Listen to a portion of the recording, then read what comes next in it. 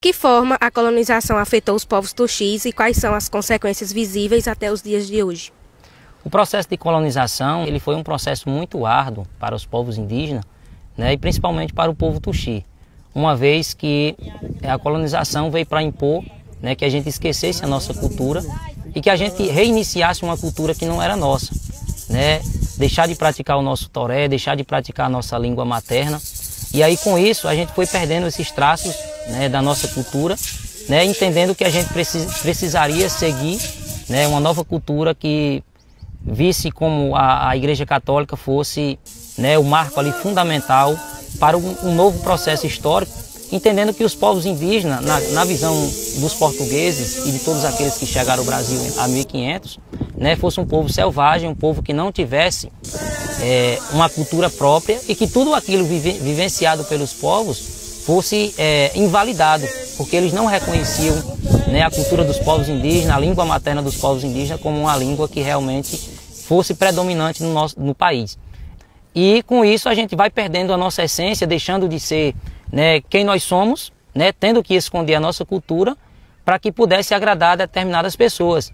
E aí com isso subentende que quando a gente deixa de vivenciar a nossa cultura, deixa de praticar os nossos costumes, a gente precisa compreender de que a nossa cultura ela vai se perdendo e não vai perpassando de geração para geração. Qual foi o caminho percorrido pelos povos tuxis de reconhecimento e demarcação de suas terras? O povo tuxi inicia sua luta de reavivamento da memória no ano de 2011 a partir de relatos das memórias dos nossos mais velhos. E aí, a partir de 2011, a gente tem essa reconstrução histórica, mas o processo de demarcação ele ainda está por acontecer, uma vez que o nosso território apenas está em fase de análise, de estudo. Reconhecer e demarcar o nosso território enquanto povo indígena tuxi aqui de Abaré. De que forma os direitos fundamentais são garantidos para os povos tuxis? A gente vem vendo que a Constituição ela não vem sendo cumprida quando se trata da pauta dos povos indígenas. Uma vez que a gente não tem uma educação de qualidade, a nível de estrutura, porque a educação escolar indígena é a comunidade que faz, então faltam muitas políticas públicas de acesso e de melhoria, Agora a gente está conquistando uma escola de tempo integral, mas para que isso pudesse acontecer foram vários anos de muita luta da comunidade.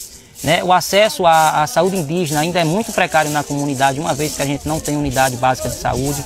Como é a relação dos povos tuxis com outras comunidades indígenas?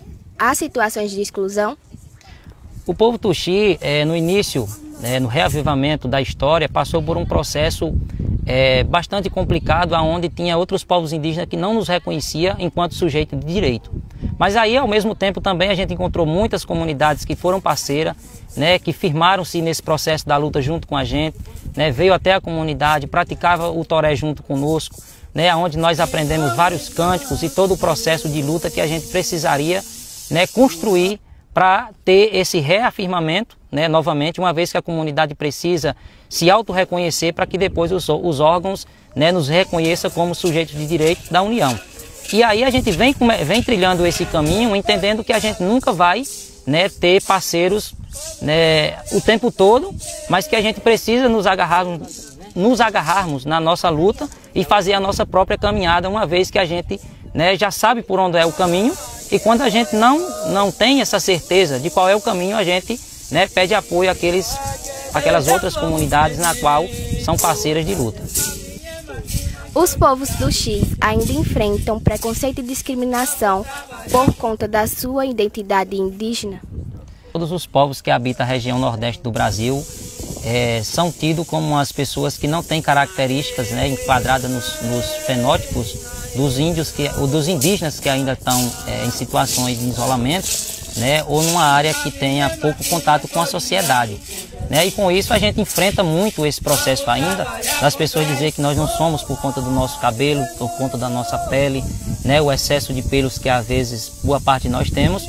E todo o processo também acontece dentro da educação, onde as nossas crianças que estudam em escolas convencionais têm que esconder a sua identidade indígena, porque as outras crianças, as outras pessoas o julgam por a sua aparência. Então a gente enfrenta muito esse processo ainda no pleno século XXI.